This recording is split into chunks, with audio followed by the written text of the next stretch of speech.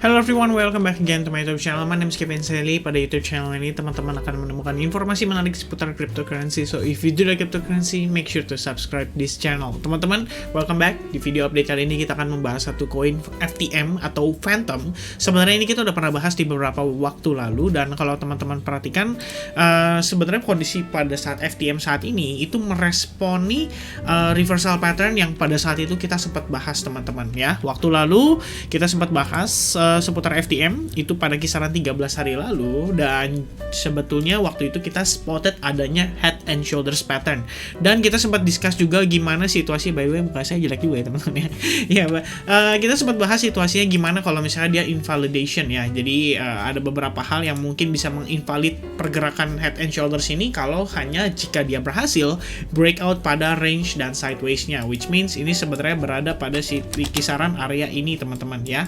Kalau kita perhatikan waktu lalu terbentuk range di kisaran level atau area ini, dan saat itu teman-teman kita juga sempat istilahnya bisa dibilang kita sempat analisis ya menggunakan panjang dari head and shoulders-nya atau dari head-nya, dimana target itu berpotensi sampai kisaran level $2,3, which means saat ini FTM diperdagangkan di kisaran harga $1,9, dan ini udah pasti lebih rendah dari ekspektasi kita. Nah, kira-kira gimana arah pergerakan FTM ke depannya? Nah, yuk kita bahas lebih detail terhadap FTM, teman-teman. Alright, so let's start from weekly time frame. Jadi sebenarnya untuk weekly time frame kita udah bahas FTM ini waktu lalu udah beberapa kali sih ya. Ini pertama kali kita bahas itu nggak di sini teman-teman, tapi ada beberapa waktu lalu. Nah ini ya, tepatnya sekitar 1 bulan lalu.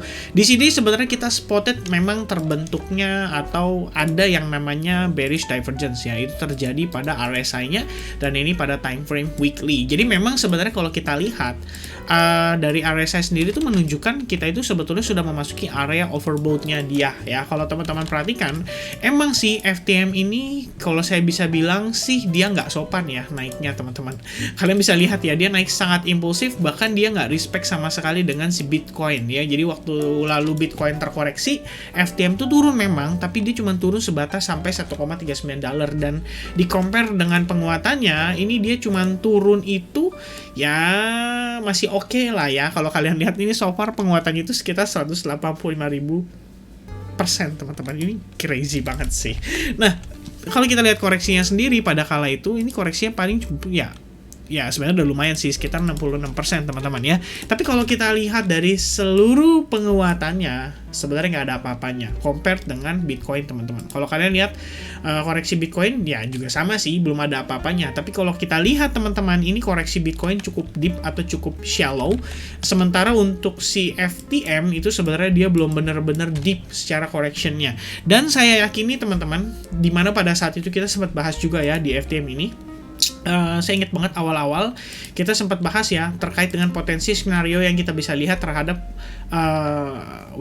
wave 2 secara major, teman-teman. Kita lihat di sini ABC correction, dan ya kita sebenarnya hanya akan melanjutkan outlook pada saat itu yang terakhir kita bahas. Nah, sementara teman-teman kalian boleh perhatikan ya, di sini terdapat yang namanya rising wedge pattern ya. Kalau kalian perhatikan dengan seksama, ini rising wedge patternnya ini benar-benar menghiasi uptrend yang terjadi pada si FTM. Dan sebetulnya pada closing candle weekly tanggal 17 Januari itu kita ngelihat FTM membentuk yang namanya bearish engulfing, which means ini sebenarnya adalah bearish reversal pattern yang cenderung saya katakan cukup kuat karena terbentuknya itu pada time frame weekly ya. Situasinya itu bisa saja seperti ini, teman-teman. Kalau kalian perhatikan, ini membentuk yang namanya bearish engulfing pattern, teman-teman ya. Jadi ketika dia bearish engulfing pattern, kalian bisa lihat next week-nya itu sebenarnya pressure-nya sangat besar dan sangat kuat. Memang sih kalau kali ini kita ngelihat nggak sekuat pada kala itu, karena memang sebetulnya kita ngelihat di sini ada trend line juga. Jadi memang pastinya FTM itu akan berusaha maintain trend line-nya. Sayangnya trend line tersebut di break, dan sekarang kita bergerak di bawah trend line dari si rising wedge pattern. Dan kalau kalian lihat so far sih, kalau misalnya saya pribadi ngelihat ya, ini udah ada beberapa kali bearish engulfing pattern terbentuk pada si FTM. Ini ada 1 kali, teman-teman, ada 2 kali di sini ya, dan terakhir itu ada 3 kali di kondisi B-wave corrective pattern-nya kita. Nah, kalau kalian perhatikan, ini every time dia ngebentuk bearish engulfing, koreksi itu benar-benar terjadi, teman-teman. Nah, tinggal pertanyaannya nih, koreksinya kira-kira sejauh mana gitu. Ya, kalau misalnya kita lihat based on skenario yang mungkin saja terjadi, bisa aja kita ngelihat dia membentuk yang namanya ABC irregular flat corrective pattern, atau maybe kalau kita beruntung teman-teman bisa aja kita ngebentuk yang namanya ABC running flat corrective pattern, which means si wave-nya itu bisa aja di atas si wave A teman-teman ya. Kalau misalkan kita skenarionya masuk ke yang namanya ABC running flat corrective pattern ya, itu kalau teman-teman dalam tanda kutip kalau loh ya, karena dia ada 3 jenis corrective pattern, kalian bisa lihat di sini ya. Jadi ada kemungkinan antara yang irregular atau yang running, karena pada dasarnya kita ngelihat B wave-nya itu slightly a little bit higher dibandingin wave 1-nya dia di kisaran area ini teman-teman ya. Nah, lebih kurangnya seperti itu. Nah, kita akan lihat lagi dari time frame daily biar lebih clear dan lebih jelas terkait dengan skenario yang berpotensi terjadi atas FTM. So far kita mengasumsikan bahwa ini adalah wave 1 kita, jadi sudah berakhir, lalu kita memasuki fase korektifnya dengan 2 wave ke bawah, wave A, wave B, and wave C. Lalu di sini konfirmasi berupa wave A ya. Kalau kita lihat lagi penguatannya, ini wave A, wave B, dan potentially wave C, which means ini adalah B wave-nya kita. Dan saat ini harusnya kita memasuki atau berpotensi memasuki yang namanya C wave corrective pattern. Dan itu bisa aja 5 wave pergerakannya menuju ke arah kisaran area $1 $1,06 teman-teman ya. Ya, lebih kurangnya seperti itu. Sebenarnya kondisi ini bisa terjadi menurut saya, atau saya cukup yakin terjadi. Pertama, ada bearish engulfing pada time frame daily dan kalian bisa melihat reactionnya after that. Lalu so far sih kita benar-benar terpressure dan kita tuh udah break dari trendline keramatnya dia ya. Kalau kita lihat di Bitcoin kan trendline keramatnya itu cenderung ke arah bawah teman-teman. Kalau ini trendline keramatnya itu sebenarnya lebih cenderung ke arah atas atau ke arah penguatan, dan kita sedang break dari trendline keramat tersebut. Jadi pertanyaannya adalah apakah ini yang akan berpotensi terjadi, which means kita akan memasuki fase corrective wave menuju ke potentially wave 3 ya. Dan kalau misalkan demikian itu menuju wave 3, teman-teman bisa ukur menggunakan Fibonacci external, which means harusnya potential wave 3 kita itu bisa saja berada sampai di kisaran level $1,4 teman-teman. Ya, ini untuk potential wave 3 kita, atau teman-teman bisa juga gunakan yang namanya Fibo extension. Dan artinya kalau kita lihat teman-teman di sini kita mendapati yang namanya cluster Fibonacci atau confluence of Fibonacci, dan itu di kisaran level $1,34 sampai $1,4, which means harusnya area itu bisa kita consider sebagai salah satu key support yang akan dituju kalau seandainya teman-teman FTM break dari key support di box biru ini teman-teman ya. Kalau kita perhatikan box biru ini sebenarnya berfungsi sebagai key support and resistance. Waktu lalu di sini support ya, support, lalu pada saat di break dia kembali naik, support, lalu dia testing, dia membentuk head and shoulders, lalu support, lalu sekarang kita juga sedang testing terhadap level support itu. Kalau misalnya break, maka wajar sekali kalau kita balik sampai $1,4 karena sebelumnya juga merupakan area yang cukup penting di kisaran level $1,4 teman-teman. Alright, nah itu untuk FTM dari segi midterm dan long termnya. Sedikit kita akan bahas pada time frame hourly-nya.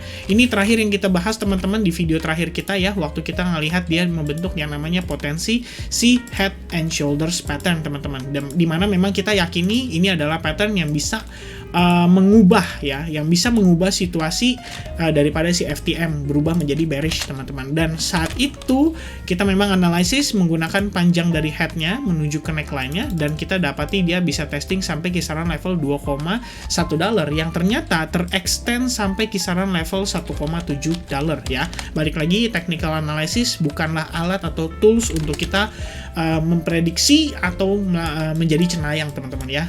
Jadi kita bisa aja salah, bisa juga benar, tapi ya balik lagi teman-teman, kita harus bijak dalam yang namanya menerapkan risk management supaya kita nggak terjadi yang namanya likuidasi.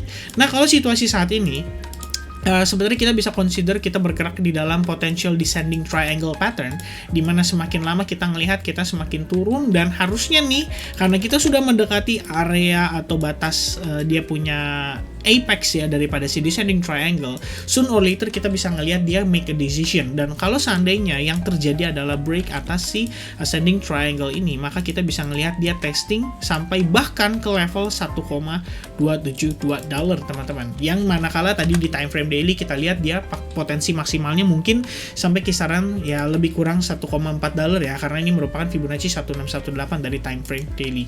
Dan ini sebenarnya saya menggunakan chart logarithmic kalau untuk daily, sementara untuk hourly enggak.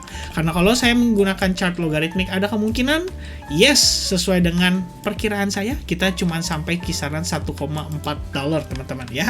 Which means ya saat ini kita butuh segala jenis analisis dan dari berbagai perspektif. So, kita tetap perhatikan worst case scenario-nya atau skenario terburuknya, dan itu bisa aja ngebawa harga FTM drop sampai kisaran 1,272 dolar.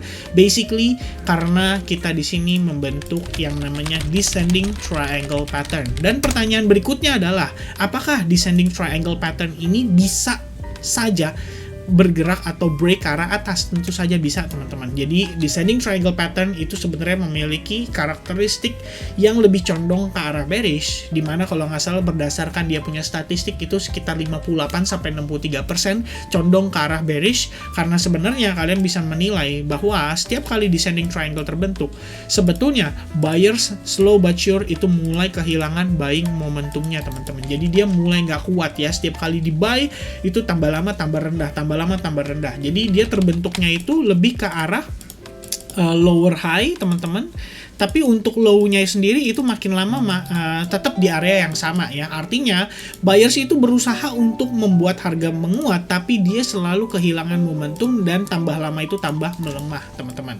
That's why descending triangle sebenarnya karakteristiknya lebih condong ke arah break gitu ya. Karena kita bisa lihat yang beli itu demand-nya tambah lama tambah melemah teman-teman. Which means bagi suatu harga itu berarti membutuhkan diskon yang lebih besar untuk memancing lebih banyak pembeli. Dan tentunya ini sebenarnya sangat bertolak belakang dengan karakteristik FTM yang secara tren itu bisa kita katakan cukup kuat teman-teman. So, apakah memang whales-nya itu sudah siap taking profit, dan apakah memang ini sedang berproses dilakukan sehingga kita perlu melihat diskon yang lebih jauh lagi untuk whales kembali tertarik masuk kembali ke market. So, I guess teman-teman, kalau misalkan alternatifnya dia break ke arah atas, maka at least kalian bisa perhatikan level 0,5% dari si Fibonacci retracement.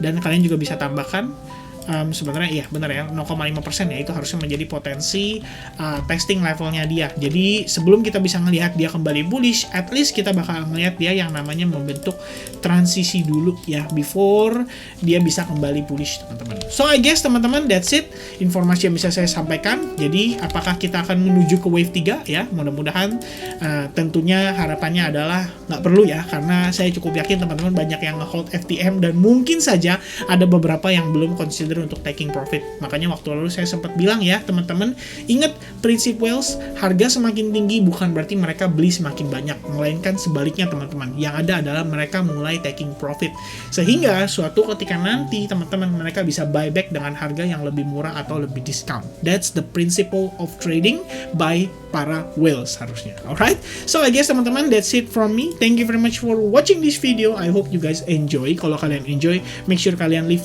thumbs up atau likes buttonnya diklik teman-teman. Jangan lupa klik subscribe-nya juga supaya nggak ketinggalan update dan video terkait dengan konten seputar cryptocurrency. And nextnya kita bakal update seputar Bitcoin. So I'll see you guys again in the next update. God bless everyone. Cheers. Bye-bye.